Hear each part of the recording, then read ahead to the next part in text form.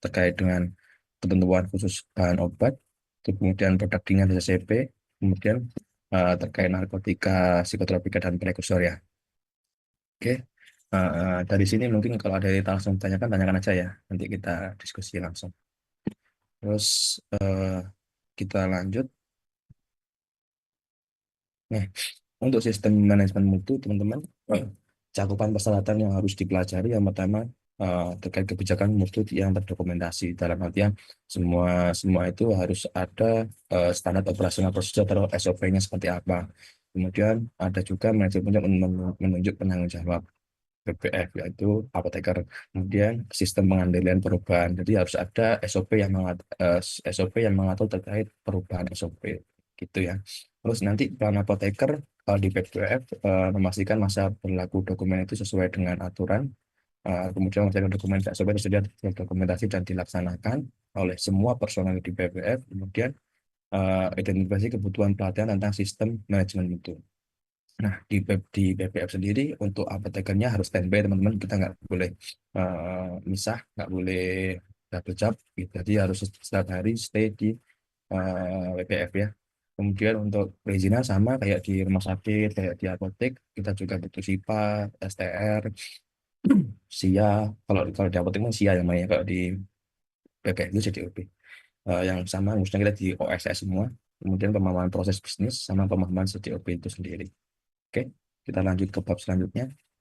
Untuk manajemen organisasi dan personalia, persyaratannya yang pertama terdapat struktur organisasi yang jelas. Jadi semua PPF itu harus punya atau melakukan distribusi harus punya struktur organisasi yang jelas dan terupdate ya teman-teman. Kemudian terdapat job desk per masing-masing personel yang tercantum di setiap SOP. Jadi mulai dari job desk-nya apoteker itu apa, job desk-nya supervisor logistik itu apa, job desk-nya tim penyimpanan itu apa, job desk-nya transito out, transito in itu apa, itu harus terdetail ya, harus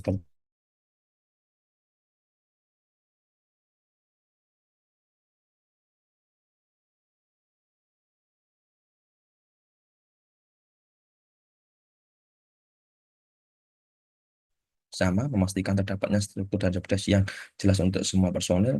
Kemudian menyusun program pelatihan CDOB itu juga menjadi tanggung jawab apoteker juga.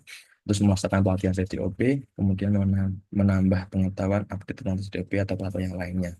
Nah, biasanya critical point-nya itu yang banyak ditemukan itu masih terdapat job desk yang tidak tersosialisasikan kepada personel. Kemudian job desk tidak dijalankan sesuai job desk-nya, tidak ada kegiatan pelatihan yang dan sosialisasi CDOB sesuai tugas dan fungsi per personel. Jadi nanti di BPF itu sama kayak di industri teman-teman.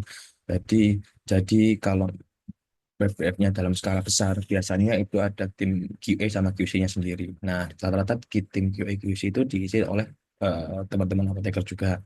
Nah, karena contoh kalau dunia farma itu kita mau karena multidis, karena kita ada 48 cabang nasional, kita ada tim pusat kita yang mengatur segala QA dan urusan terkait mutu dan penjaminan mutu sama pemastian mutu di BPF dunia farma sendiri. Nah, biasanya di PPP lain kayak misalnya Enseval, kemudian AAM, kemudian Parit Padang itu juga seperti itu sama ya.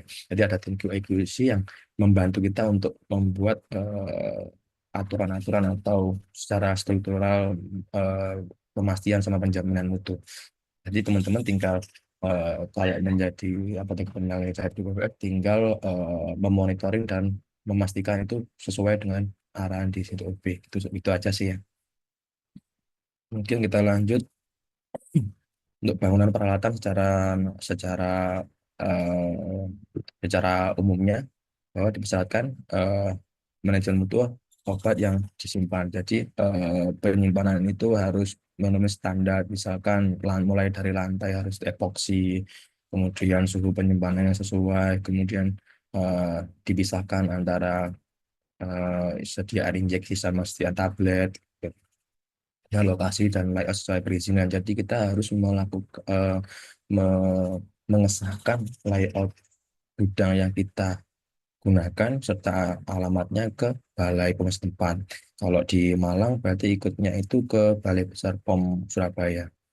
itu ya. Kemudian kapasitas penyimpanan yang memadai, kemudian pencahayaan memadai dan bersih, kemudian bebas hama dan serangga. Oke, itu ya. Terus kemudian untuk pelayanan apoteker sendiri, sama teman-teman memastikan suhu, kebersihan, dan pencahayaan sesuai persyaratan, kemudian kontrol pelaksanaan pengukuran suhu berkala saat penerimaan, penyimpanan, kemudian pendistribusian dan pengeluaran. Kemudian melaksanakan kontrol pelaksanaan kebersihan. Jadi nanti teman-teman kalau ingin berkarya di BPF, jadi nanti ada monitoring suhu setiap hari yang dilakukan minimal 3 kali sehari oleh tim personil di BPF. Itu. Oke. Terus kemudian menjamin penempatan barang sesuai kategori. Nah, teman-teman, Recording in progress. baik dari kategori obat keras, kemudian obat terbatas, kemudian dari bentuk sediaannya, injeksi atau tablet atau sirup, kemudian bergolongan, kayak misalkan narkotika harus disimpan di kalau di rumah sakit atau di apotek kan biasanya lemari 2 pintu. Kalau di PPF biasanya itu pintu 2 pintu, gitu. Jadi bedanya kita pakai skala besar gitu ya. Terus kemudian untuk critical point-nya sendiri biasanya suhu penyimpanannya tidak sesuai persyaratan. Yang misalnya injeksi yang harus disimpan di suhu di bawah suhu katakanlah 20, dia disimpan di suhu normal, di suhu gudang di bawah suhu 25 gitu. Kemudian alat pengukur suhu tidak terkalibrasi. Jadi di PPF juga diatur bahwa kita harus melakukan kalibrasi alat termometer, data logger, kemudian kontrol yang kita pakai buat penyimpanan vaksin, chiller segala macam itu harus dikalibrasi minimal 1 tahun sekali. Tuh. Kemudian tidak ada pest control. Pest control itu untuk menangani hama atau serangga. Jadi kita harus monitoring itu. Kita biasanya kalau di industri juga, kalau di BPL juga itu kita pakai pihak ketiga. Biasanya kayak kalau di Kimia Farma pakainya dari teman-teman Rentokil. Tuh. Kemudian tidak menggunakan palet atau rak. Jadi kalau di PPF sama kayak di industri, di warehouse-nya industri, manufaktur sama, kita harus memakai palet ya teman-teman. Palet itu dalam artian barang tidak langsung bersentuhan dengan lantai. Tuh, dan paletnya itu ada spesifikasinya, kita nggak boleh pakai palet palet kayu. Kita harus pakai minimal paletnya dalam bentuk model plastik gitu, untuk menghindari kerapuan segala macam. Gitu. Oke, kita lanjut. Untuk bangunan dan peralatan untuk khusus cold chain provider ya teman-teman. Eh, Persyaratannya yaitu termometer, data logger sudah harus terkalibrasi rutin secara tahunan. Terus nomor 2 terdapat alarm peringatan suhu kritis penyimpanan, dalam artian range penyimpanan vaksin yang biasanya di suhu 2 sampai 8, ketika ketika suhu di dalam penyimpanan itu keluar dari yang dipersyaratkan, itu harus ada alarm atau pengingat yang buat Anda untuk bahwa dia tidak sudah keluar dari jalurnya. Gitu. Kemudian harus ada rekaman suhu. Jadi kalau cold room itu biasanya ada data logger, fungsinya dia untuk merekam suhu dalam bulanan, mungkin bisa sampai setahun juga bisa gitu ya. Terus kemudian terdapat genset. Nah, genset ini untuk menangani listrik padam segala macam seperti itu, dia harus ada, wajib. Kemudian petugas khusus untuk penanganan vaksin. Jadi kita harus punya personil yang dia dikasih job desk untuk benar-benar menangani sediaan vaksin. Tuh. Kemudian pewarnaan apoteker sama memastikan pemenuhan persyaratan penyimpanan, kemudian secara berkala melakukan kalibrasi peralatan, kemudian melakukan evaluasi rekapan suhu, kemudian menyusun program dan melaksanakan latihan penanganan CCP, gitu ya. Kemudian untuk vaksin ini sendiri, mungkin di setiap PPF teman-teman nanti wahana PPF kali untuk praktek nanti ada yang mungkin dia nggak ada sediaan vaksin ya teman-teman. Tapi kalau mungkin teman-teman yang dapat di Kimia Farma, teman-teman bisa lihat, nanti bisa sharing ke teman-temannya terkait penyimpanan vaksin di Kimia Farma seperti apa gitu ya. Karena kita sudah menggunakan kontrol. Jadi satu ruangan besar yang dia didesain untuk suhu 2 sampai 8. Kita udah nggak pakai chiller. Chiller itu yang kayak seperti kulkas kecil itu kita sudah nggak pakai, karena memang kalau di PPF kita sendiri itu vaksin kita lumayan banyak sehingga kapasitasnya harus dengan ruangan yang besar. Itu sih. Oke, kita lanjut. Nah, ini untuk operasional sekilas teman-teman. Untuk persyaratannya melakukan pengadaan dan dari sumber yang resmi. Jadi nanti teman-teman kalau sudah belajar CPOB juga diatur bahwa setiap ada pemasok kemudian pelanggan kita harus benar-benar melakukan screening mulai dari izin mereka seperti apa, kemudian produknya seperti apa, NIE-nya seperti apa, kemudian COA-nya Certificate of Analysis obatnya seperti apa, itu harus ada di eh, data awal sebagai dasar kita pemesanan ke pabrik itu ya. Dan melakukan pengadaan menggunakan SP yang sudah ada tanda tangan APJ. Jadi semua semua semua pengadaan obat di PPR itu harus divalidasi atau ditandatangani langsung oleh apoteker penanggung jawab. Tuh. Walaupun yang melakukan rutinitas setiap hari mungkin bukan kalian, bukan kita, mungkin bisa aja asisten asisten apoteker, bisa aja supervisor logistik. Nah, tapi tetap mengajukan persetujuan ke apoteker penanggung jawab. Itu ya. Kemudian melakukan pemeriksaan kesesuaian penerimaan barang terhadap sesuai quality, batch, ED, dan kondisi fisik. Sama kayak nanti kalian melakukan penerimaan barang atau pengeluaran barang di rumah sakit, di apotek sama. Cuma kalau di BPM kan mungkin secara volume kita lebih besar ya. Kalau mungkin di apotek rumah sakit kita bisa sampai satuan tablet, ampul, skala vial. Kalau di BPM mungkin kan satuannya lebih besar seperti dulu, skapol, gitu ya.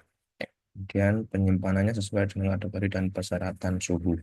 Itu harus melakukan penyaluran hanya kepada sarana resmi sesuai ketentuan.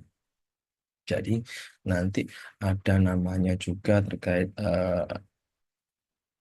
kualifikasi pelanggan. Nah, kualifikasi pelanggan ini kita wajib punya dan itu dilakukan untuk tujuan bahwa benar-benar customer kita atau pelanggan kita itu sesuai dengan isi perizinan sudah sesuai dengan yang diaturkan gitu. Karena kebanyakan kalau di apotek kadang masih ada suka apa namanya kewajaran ya kewajaran yang kewajaran yang disalahgunakan dalam artian banyak di realitanya itu masih banyak apa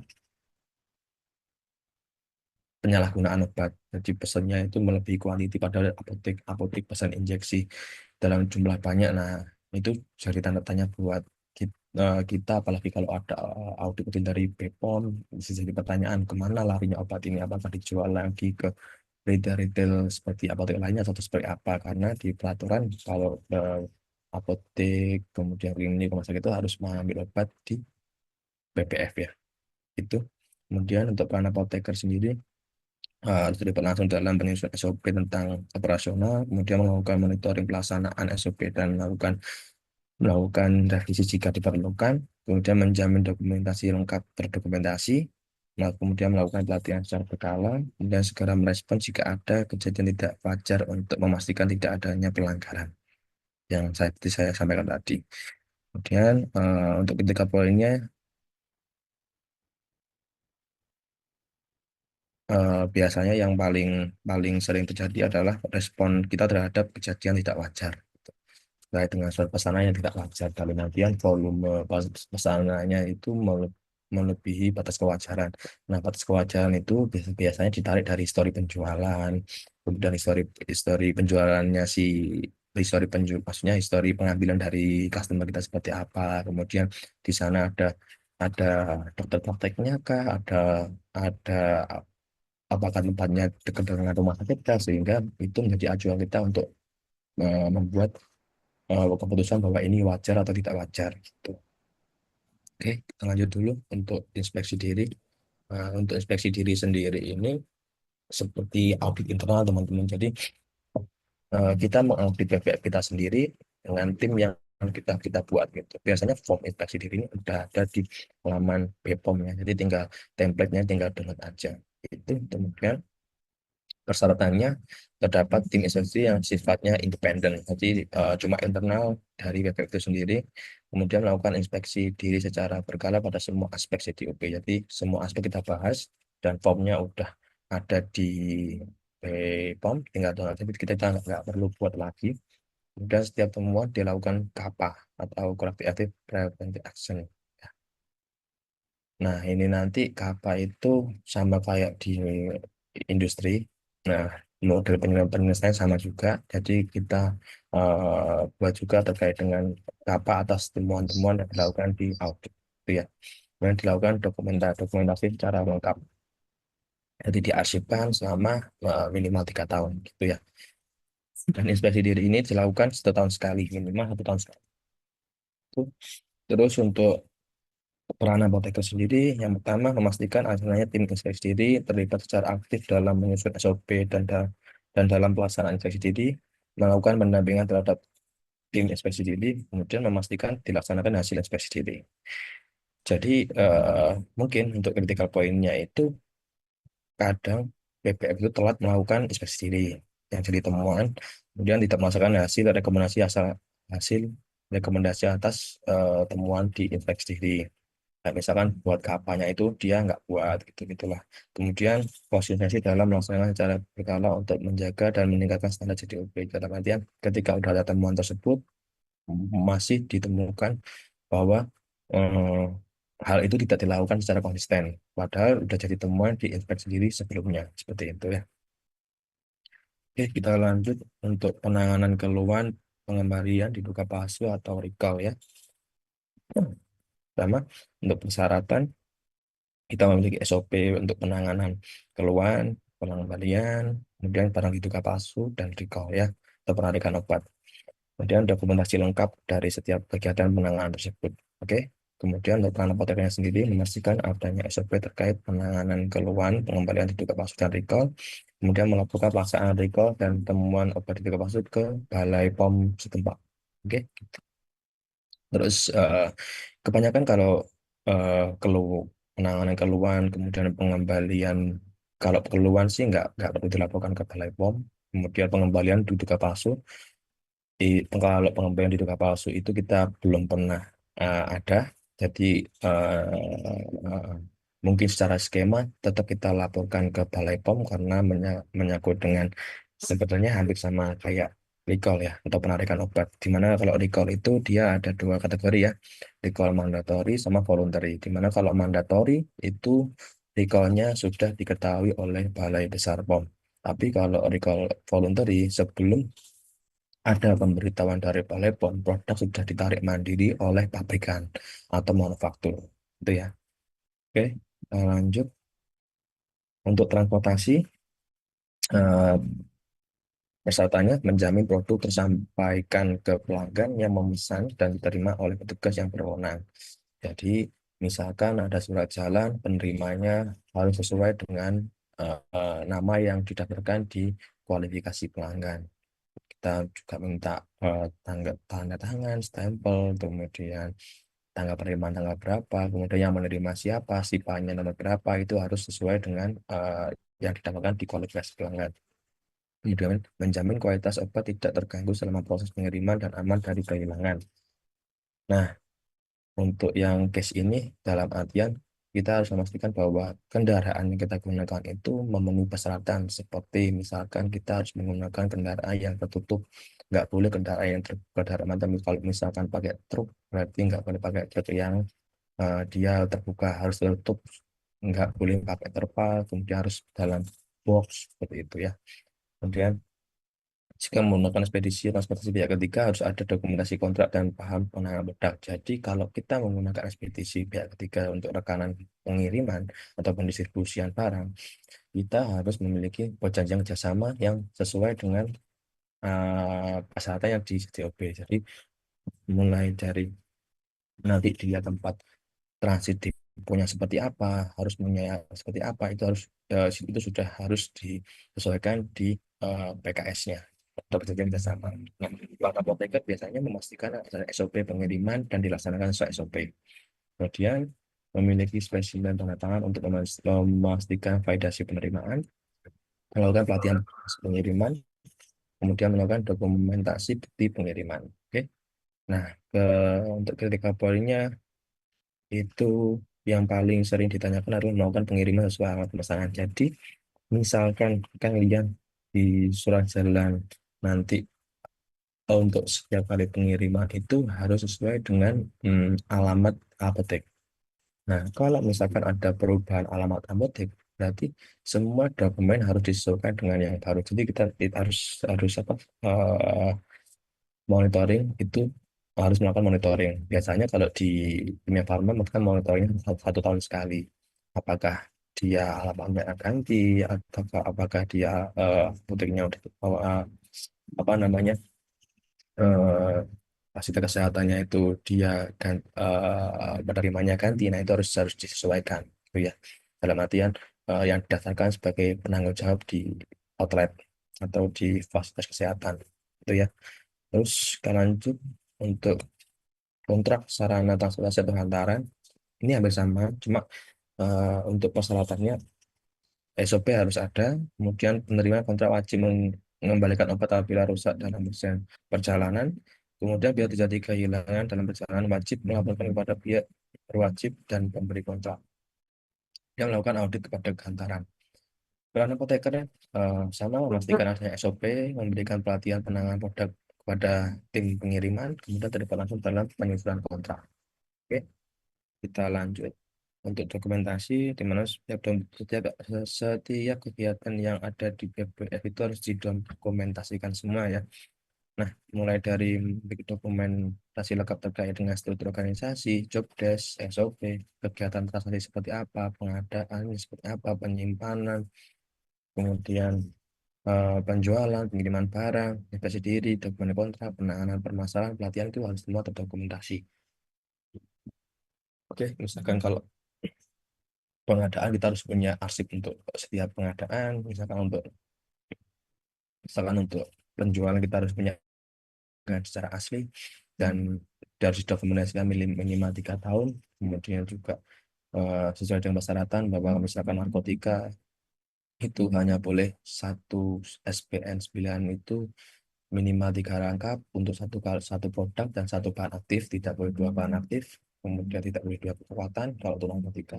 Kemudian untuk psikotropika itu minimal juga 3 lembar aturan baru yang dia masih boleh ketika tertutur pesanan itu ada 1 sampai 2 obat berbeda. Jadi yang cuma khusus hanya satu obat SPN 9 adalah untuk yang narkotika aja. Untuk psikotropika, prekursor OOT itu masih boleh terdiri dari satu atau dua obat di dalam satu surat pesanan. Itu. Terus untuk aspek operasional di eh, BBF biasanya kita melakukan perencanaan terkait pengadaan barang, kemudian penerimaan barang, penyimpanan barang, penerimaan pesanan dari pelanggan, pengiriman barang ke pelanggan, kemudian penagihan. Ya, itu karena kalau di BBF itu kita masih kita bicaranya terkait regulasi juga kita terkait dengan bisnis teman-teman ya. Tuh. Oke, kita lanjut. Nah, ini sedikit dengan eh, terkait dengan perencanaan dan pengadaan barang ya. Ketika poinnya adalah mungkin awal teman-teman di secara teori masih mengenal terkait dengan progres secara Pareto ABC, kemudian metode Venn, kemudian metode konsumsi. Nah, kalau di prakteknya kita menggunakan eh, berdasarkan histori penjualan, berdasarkan Pareto produk, berdasarkan permintaan pasar, berdasarkan program dari marketing, kemudian perhitungan level stock, perhitungan buffer stock, perhitungan lead time, dan perhitungan ready order point. Nah, semua poin itu mengarahnya ke arah metode konsumsi ya. Jadi kalau di BBF itu kita harus mengetahui need dari customer atau dari pasien kesehatan. Oke. Jadi kita menggunakan metode konsumsi untuk yang lebih efektif. Kemudian untuk para apoteker sendiri, kita harus memastikan produk yang akan didistribusikan itu tersedia dan siap didistribusikan berdasarkan histori penjualan dan segala macamnya itu. Kemudian kita juga harus dapat menghitung kebutuhan produk sesuai dengan level stock, buffer stock, kemudian lead time masa dia eh, pemesanan dari pabrik sampai sampai di PPO itu berapa hari, dan kemudian di order pointnya ya. Kemudian ini sedikit keterangan terkait dari penjualan adalah catatan harian terhadap jumlah barang produk yang mampu terjual. Kemudian Pareto produk itu adalah produk yang mampu memberikan kontribusi margin terbesar atau keuntungan terbesar dari keseluruhan margin yang dihasilkan. Modal level stok itu adalah stok penyediaan dibandingkan dengan histori penjualan ditambahkan lead time. Itu ya. Dia lihat secara secara value nilai itu harus sesuai. Kemudian buffer stock itu stok barang yang disediakan untuk menjaga operasional agar tetap berjalan sampai ada barang kembali yang masuk ke stok. Jadi buffer stock itu lebih diprioritaskan untuk obat life saving ya teman-teman. Atau life saving kayak obat diabetes, obat hipertensi, itu kemudian penyakit dalam, seperti kayak jantung segala macam, kemudian kanker, kemudian apalagi narkotika, itu harus kita cover stok. Kemudian untuk lead time itu adalah waktu antara pemesanan hingga barang sampai. Seperti yang saya sudah jelaskan tadi. Kemudian untuk reorder point adalah batas jumlah stok yang menjadi tanda untuk segera melakukan pengadaan kembali. Oke, kita lanjut. Ini sedikit sedikit peranan apoteker untuk penerimaan barang, bahwa kita harus memastikan produk yang diterima sesuai dengan surat pesanan, kemudian juga memastikan produk yang diterima sesuai dengan surat pengiriman, kemudian memastikan dokumentasi penerimaan barang terdeteksi dengan baik dan mudah tertelusur ya. Ketiga poinnya adalah sama, surat pengiriman dengan harus sesuai, jumlah, batch, ED, kondisi fisik, nama obat itu harus sesuai. Oke, kemudian untuk penyimpanan, memastikan penyimpanan produk sesuai dengan suhu penyimpanan, memastikan penataan produk sudah sesuai. Oke. Jadi misalkan penyimpanan ya, kalau di PPF Bima Farma sendiri kita ada gudang utama, gudang eceran, gudang narkotika, gudang psikotropika, gudang OOT, gudang prekursor, gudang consumer good, gudang sejuk, gudang cold room, sama gudang alkes. Nah, itu harus dikatakan sesuai kategorinya masing-masing. Kemudian untuk ketika poinnya itu yang paling utama adalah ketika ada audit dari balai itu memisahkan antara kemasan karton dengan kemasan ecer. Jadi kemasan karton tidak kemasan di dalam penyimpanan karton tidak boleh ada eceran. Itu yang sering sekali ditemukan oleh tim dari balai. Itu ya. Kemudian juga penataan tidak sesuai dengan ketersediaan. Kadang juga jadi pertanyaan di balai kita menggunakan sistem seperti apa. Kemudian juga sistem penyimpanan produk sesuai dengan suhu penyimpanannya. Kadang hal itu dia minta data penyimpanan itu berdasarkan kategori produk, misalkan injeksi salep itu seperti apa, harus susu berapa, itu dia minta lengkap itu ya. Kemudian untuk penerimaan pesanan sama, kita harus screening, melakukan screening terkait pesanan dari pelanggan, terkait izinnya, kemudian stempelnya seperti apa, kemudian jumlah pemesanan seperti apa, kemudian produknya apa yang dipesan, jangan sampai salah antara AMLO 5 sama AMLO 10 lah gitu ya. Kemudian ada diskonnya atau enggak, itu ya untuk ketiga poinnya.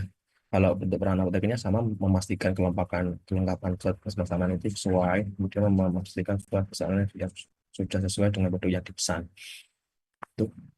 Terus untuk pengiriman sama, kita oh, tetap memastikan sesuai surat pengiriman dengan barang yang akan dikirim, memastikan alamatnya sesuai, kemudian memastikan kelengkapan dokumen surat pengiriman barang, memastikan dokumen pengiriman barang terdokumentasi dengan baik dan mudah tertelusur.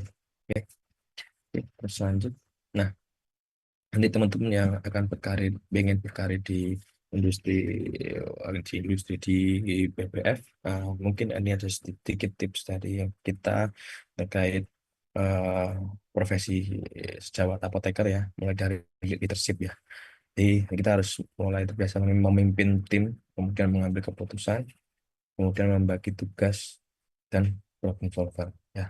Jadi kalian harus mulai belajar terkait dengan leadership.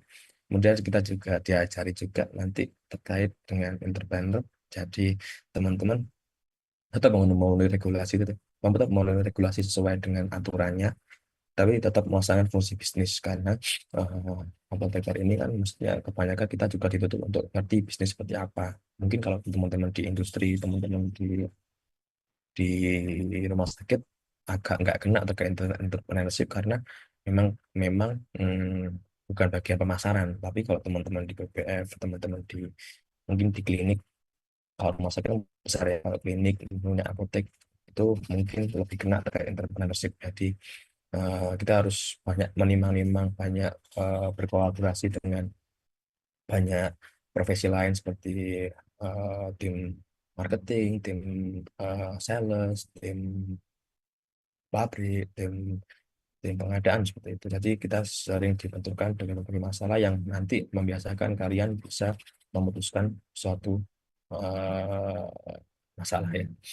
Kemudian profesional, jadi kita tetap menjunjung tinggi ya sumpah profesi untuk kemanusiaan bahwa keselamatan pasien, kesehatan pasien tetap tetap nomor satu, tetap jadi prioritas walaupun nanti ada akan di realitanya itu banyak bertabrakan dengan dunia apapun itu ya. Nanti kalian akan tahu sendiri di waktu kalian kerja ya. Kemudian attitude tetap konsisten menciptakan etika dan empati positif. Jadi kita harus terus menjaga attitude antar profesi, kemudian integritas ya, komitmen dan fokus atas tanggung jawab yang dan goal yang diberikan. Jadi integritas itu nomor satu. Nah, kita mungkin ke teman-teman akan jadi sejarah politiker yang harus eh, mulai tumbuh dari integritas dulu. Itu sih. Oke, untuk apa namanya untuk berkuliah hari ini itu aja yang mungkin aku sampaikan. Nanti kita di minggu kedua kita akan bahas terkait dengan narkotika dan psikotropika serta prekursor OOT sama vaksin, sama nanti akan saya pastikan preview-preview terkait dengan BPF Kimia, BPF Kimia Farma. Gitu sih. Nah, dari sini ada yang tanyakan dulu.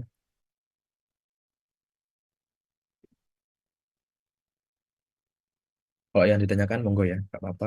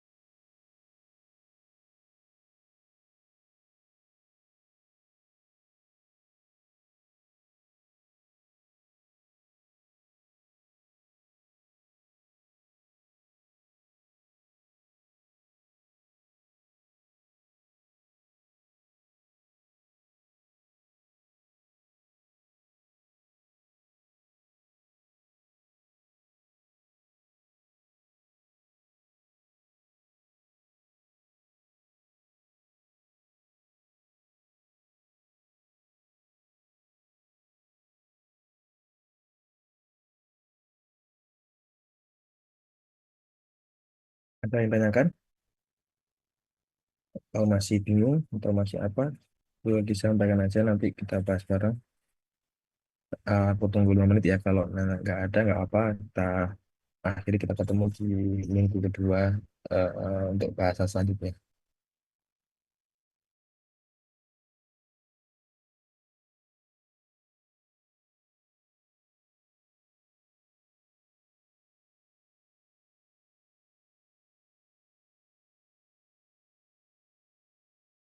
Sepertinya tidak ada, Bapak.